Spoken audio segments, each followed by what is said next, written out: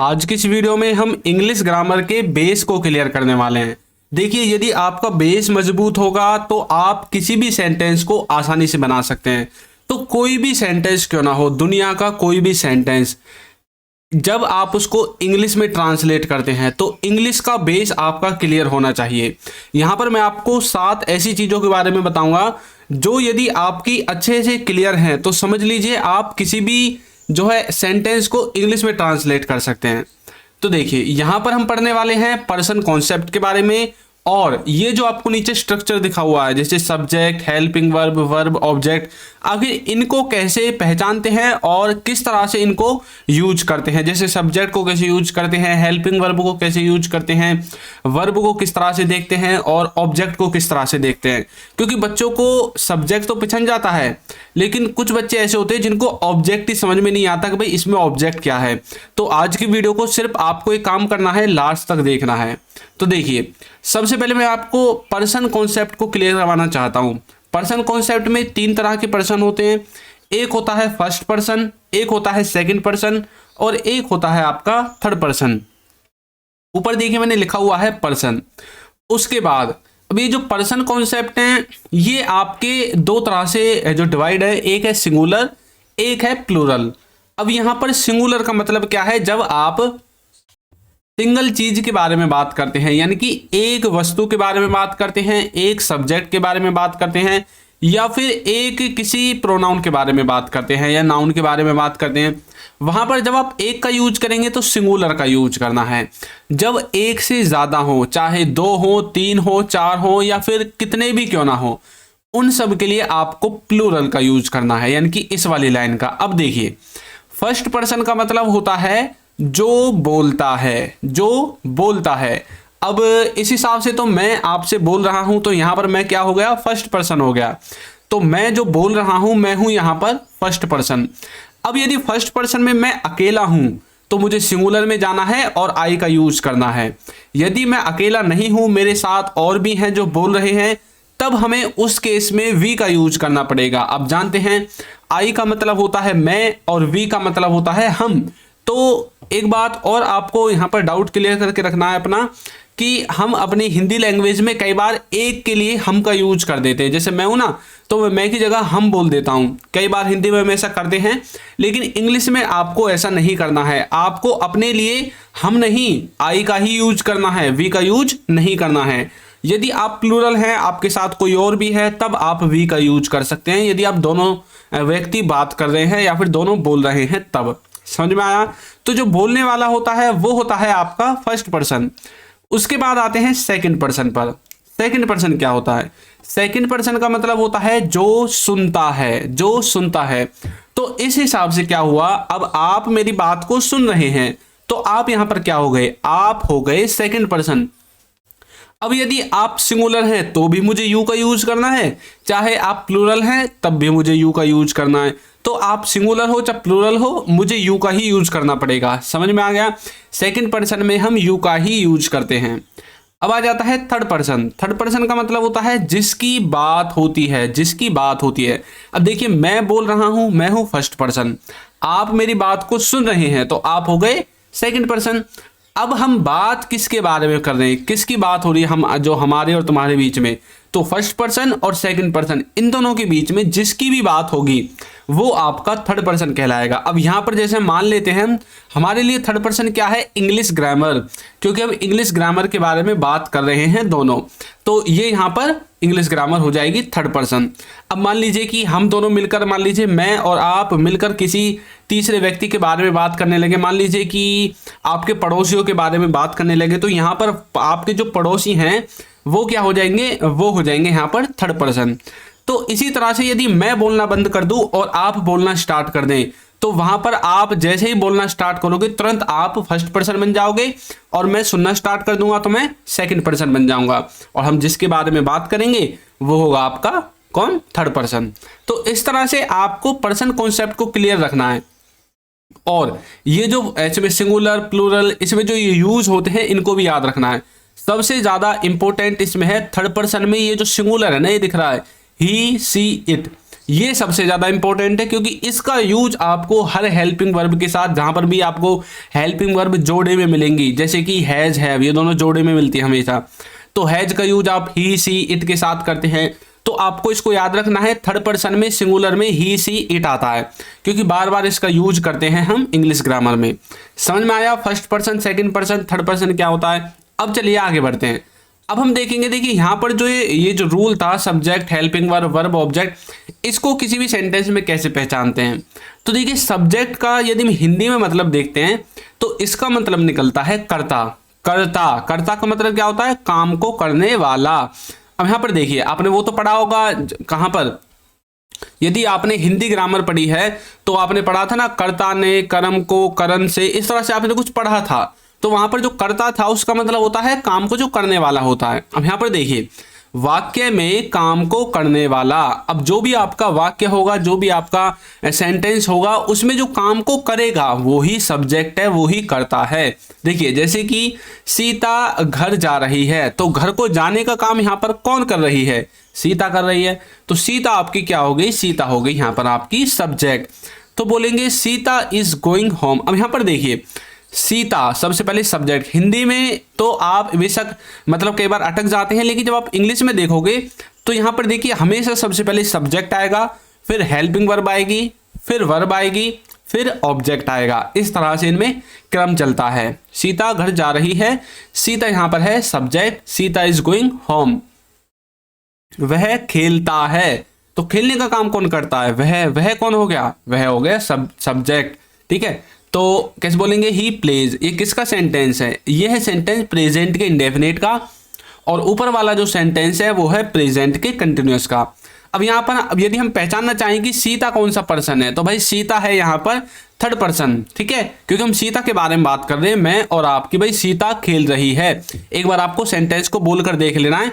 अब जिसके बारे में बात करेंगे वही आपका थर्ड पर्सन हो जाएगा। अब जैसे मैं आपसे बोल रहा हूँ कि भाई सीता घर जा रही है, सीता घर जा रही है, तो मतलब हम दोनों किसके बारे में बात कर रहे हैं? सीता के। तो सीता क्या हुई? सीता हुई यहाँ पर थर्ड पर्सन। तो यदि किसी व्यक्ति का नाम हो, मैं आपको एक ट्रिक बताता हूँ, किसी भी व्यक्ति का नाम हो, किसी वस्तु का नाम हो, तो वो आपका थर्ड पर्सन में ही आता है। और देखिए वह खेलता है, यहाँ पर वह यानी कि ही किसके अंदर आता है? ही आता है थर्ड पर्सन के अंदर। मैंने आपको बताया था थर्ड पर्सन सिंगुलर के अंदर। राहुल जा चुका है, तो जाने का काम किसने किया है? राहुल ने। तो राहुल कौन हो गया? राहुल हो गया आपका सब्जेक्ट। अब जा चुका है, अब यहाँ पर राहुल क्या है? राहुल किसी व्यक्ति का नाम है, तो जहां पर किसी व्यक्ति का नाम आए वो भी आपका थर्ड पर्सन के सिंगुलर में आता है। समझ में आ गया? नेक्स्ट है आपकी हेल्पिंग वर्ब। हेल्पिंग वर्ब का मतलब होता है समय और सब्जेक्ट के बारे में, यानी कि जो हमें हेल्पिंग वर्ब है ये हमें समय के बारे में बताएगी और सब्जेक्ट के बारे में जानकारी देगी कि भाई ये जो काम है ये किस समय का है और कितने सब्जेक्ट हैं, यानी कि कौन सा सब्जेक्ट है इसमें, एक व्यक्ति ने किया है, दो ने किया है, फर्स्ट पर्सन है, सेकंड पर्सन है, थर्ड पर्सन है, क्या चीज़ है। ये सारी जानकारी हमें हेल्पिंग वर्ब के द्वारा प्राप्त होती है। अब यहाँ पर देखिए पापा घर पहुंच गए हैं, हिंदी में तो हेल्पिंग वर्ब आपको लास्ट में मिलेगी, जैसे गए हैं मतलब काम खत्म कर दिया है, और इंग्लिश में आपको सब्जेक्ट के तुरंत बाद हेल्पिंग वर्ब दिखेगी। तो यहाँ पर लिखा हुआ है पापा हैज रीच्ड होम। अब यहाँ पर जो हैज है, अब मान लीजिए मैं इस पापा को यहाँ से ढक देता हूँ, ठीक है। अब यहाँ पर मैंने इसको आप गायब कर लीजिए अपने माइंड में, तो थोड़ी देर के लिए यहाँ पर देखिए हैज पर फोकस कीजिए। अब ये जो हैज है भाई, इससे हमें क्या पता चलता है, एक तो हमें हैज से ये पता चल गया कि ये जो सेंटेंस है ये प्रेजेंट का है। क्यों? क्योंकि हैज का यूज हम करते हैं प्रेजेंट के परफेक्ट में, ठीक है। दूसरा हमें हैज से क्या पता चल गया कि यहाँ पर जो भी कुछ होगा, जो भी व्यक्ति यहाँ पर होगा वो सिंगुलर होगा और थर्ड पर्सन वाला होगा, ये बात भी हमें पता चल गई। तो देखिए सब्जेक्ट के बारे में पता चल गया, और ये कब का समय है, प्रेजेंट का, तो समय के बारे में पता चल गया। किससे पता चला? हैज से। हैज क्या है यहाँ पर? Helping verb. समझ में आया? अब हैज से पहले यानी कि हेल्पिंग वर्ब से पहले क्या आता है? सब्जेक्ट। तो पापा क्या है यहाँ पर? सब्जेक्ट। इस तरह से समझोगे। और देखिए वह खाना खा लेगा, वह खाना खा लेगा। अब हिंदी में लास्ट में देखना है लेगा, खा लेगा, यानी कि फ्यूचर के बारे में बात कर रहे हैं, भविष्य काल के बारे में बात कर रहे हैं। अब यहाँ पर देखिए, यहाँ पर लिखा हुआ है ही विल ईट फूड। अब विल से हमें क्या पता चलता है? विल से हमें पता चलता है समय के बारे में। कौन सा समय? आने वाला समय, भविष्य काल, फ्यूचर टेंस। समझ में आ गया? तो इस तरह से आप इनका यूज कर सकते हैं। और देखिए, तुमने उससे पूछा, अब देखिए हिंदी में तो हमें पता चल जाता है कि भाई ये किसका सेंटेंस है, ये है सेंटेंस आपका पास्ट का। पास्ट के बारे में बात करें कि भाई तुमने उससे पूछा क्या। अब यहां पर हमने इंग्लिश में कैसे पता चलाया, यहां पर देखिए जब भी हेल्पिंग वर्ब आगे आएगी, सब्जेक्ट से आगे आएगी, वहां पर क्या होगा, क्वेश्चन मार्क की तरह सेंटेंस बन जाएगा। तो यहां पर जो डिड है ये आपकी हेल्पिंग वर्ब है। तो डिड यू आस्क, क्या आपने उससे पूछा, इस तरह से आप इसे बोल सकते हैं। समझ में आया? अब देखिए आपको सब्जेक्ट को ऐसे पहचानना है, सब्जेक्ट में हमेशा ये वर्ड जरूर आएंगे, जैसे यू हो गया, ही हो गया, सी हो गया, आई हो गया, वी हो गया, इनसे आप सब्जेक्ट को पहचान सकते हैं। समझ में आया? अब देखिए यदि अभी तक आपने हमारी बुक की पीडीएफ को परचेज नहीं किया है तो लिंक डिस्क्रिप्शन बॉक्स में जाकर जरूर परचेज करें। और आपको एक बात और बता दूं कि यदि अभी तक आपने हमारे ऐप को डाउनलोड नहीं किया है तो जरूर डाउनलोड करें। ऐप हमारा फ्री ऑफ कॉस्ट है और कंप्लीट स्पोकन इंग्लिश ग्रामर इसमें कवर कराएगी। ये लिंक कहां पर है, डिस्क्रिप्शन बॉक्स में है, जरूर जाकर इसको डाउनलोड करें। एक भी सिंगल पैसा आपका इसमें खर्च नहीं होगा। ऐप का लिंक डिस्क्रिप्शन में है और बुक के लिए आपको पे करना पड़ेगा, इसका लिंक भी आपको नीचे डिस्क्रिप्शन में मिल जाएगा। अब हम देखते हैं वर्ब। वर्ब का मतलब होता है जो काम सब्जेक्ट करता है, यानी कि सब्जेक्ट के द्वारा जो भी काम किया जाता है वो क्या कहलाता है, वर्ब कहलाता है। वर्ब का मतलब ही होता है काम या फिर आप बोलते हैं कार्य। अब देखिए राम दूध बेच रहा है। अब सब्जेक्ट क्या है यहाँ पर, राम। राम के द्वारा काम क्या होता है, काम होता है दूध को बेचने का। तो बेचना क्या हो गया यहाँ पर हो गया बेचना आपका वर्ब। इंग्लिश में कैसे पहचानेंगे, देखिए आपको ये तो पता है राम क्या है, सब्जेक्ट। सब्जेक्ट के बाद क्या आती है, हेल्पिंग वर्ब। हेल्पिंग वर्ब के बाद आती है वर्ब। तो राम इज सेलिंग मिल्क, तो सेलिंग क्या हो गया आपका, सेलिंग हो गया आपका वर्ब। वैसे भी देखिए आईएनजी लगी हुई है, जब भी आपको आईएनजी दिखे किसी वर्ड के साथ तो 99% केस में वो वर्ब ही होगा। लेकिन कई बार ऐसा होता है कि मतलब 1% ऐसा होता है कि वो वर्ब ना हो, तो इस बात को भी आपको याद रखना है। तो इसको पहचानने का यही तरीका है कि राम के द्वारा जो काम किया गया है उसे हम वर्ब कहते हैं। और देखिए वह बगीचे में खेलता है, तो वह क्या है इसमें, वह है आपका, यहां पर क्या है बताओ, वह क्या है। अब यहां पर देखिए हिंदी में लिखा हुआ है वह के लिए he plays in the garden, तो वह क्या है यहाँ पर, वह है आपका सब्जेक्ट। कौन सा सब्जेक्ट है, थर्ड पर्सन का सिंगुलर है। कैसे पता चला, ही से। समझ में आ गया? अब वह क्या काम करता है, खेलने का काम करता है। कहां पर खेलता है, बगीचे में। तो खेलने का क्या काम कर रहा है, तो यहां पर जो प्लेज है ये है आपका क्या, ये है यहां पर आपका वर्ब। अब कुछ बच्चे सोच रहे होंगे सर सब्जेक्ट के बाद तो आपने बोला था हेल्पिंग वर्ब आएगा, यहां पर ये डायरेक्ट कैसे वर्ब आ गया।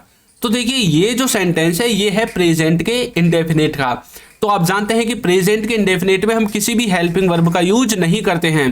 प्रेजेंट के इंडेफिनिट में हम सब्जेक्ट के बाद तुरंत वर्ब में एस या ईएस लगाते हैं। समझ में आ गया ना? इस तरह से आपको टेंसेस को अच्छे से पढ़ना है, तभी आपके समझ में आएगा।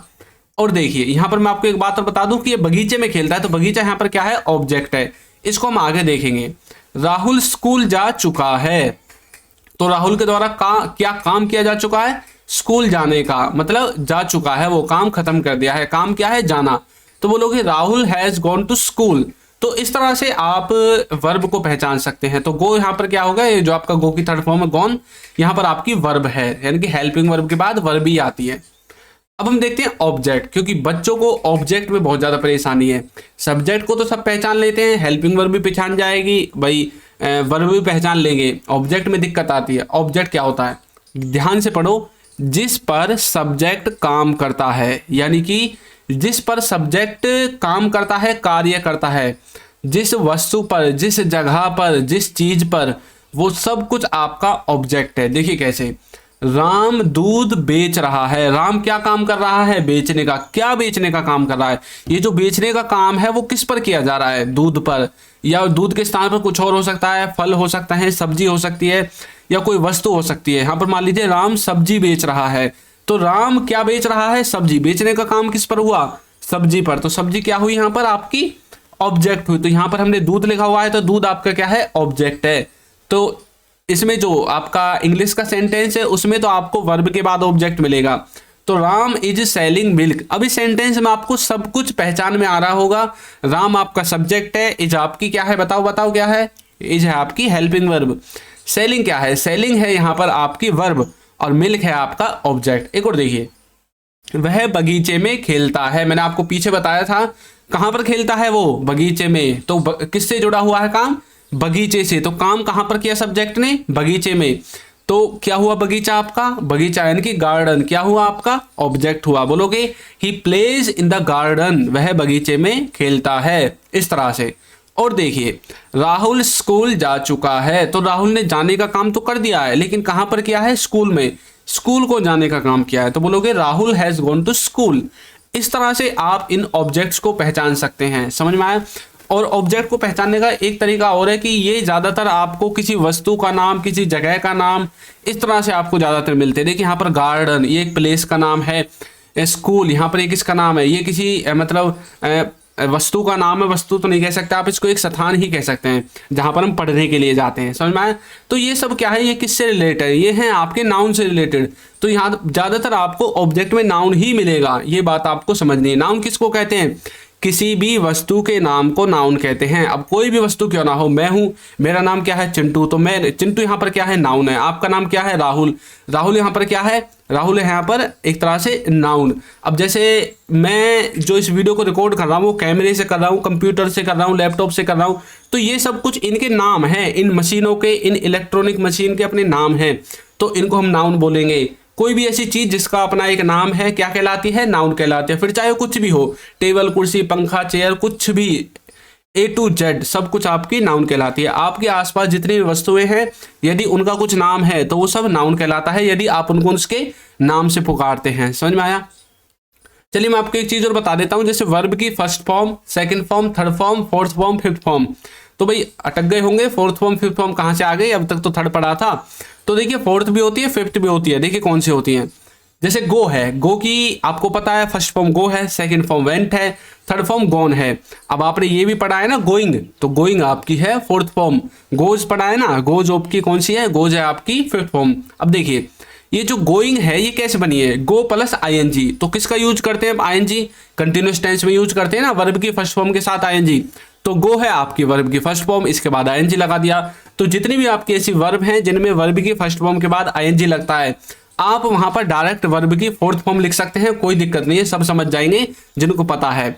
और ये वाली जो है आपकी रो, इसमें देखिए गो प्लस ईएस लिखा हुआ है। इसका मतलब क्या है? इसका मतलब है कि इसको हम यूज करते हैं वर्ब की फर्स्ट फॉर्म के साथ एस या ईएस। कहां पर लगाते हैं? प्रेजेंट के इंडेफिनिट टेंस में।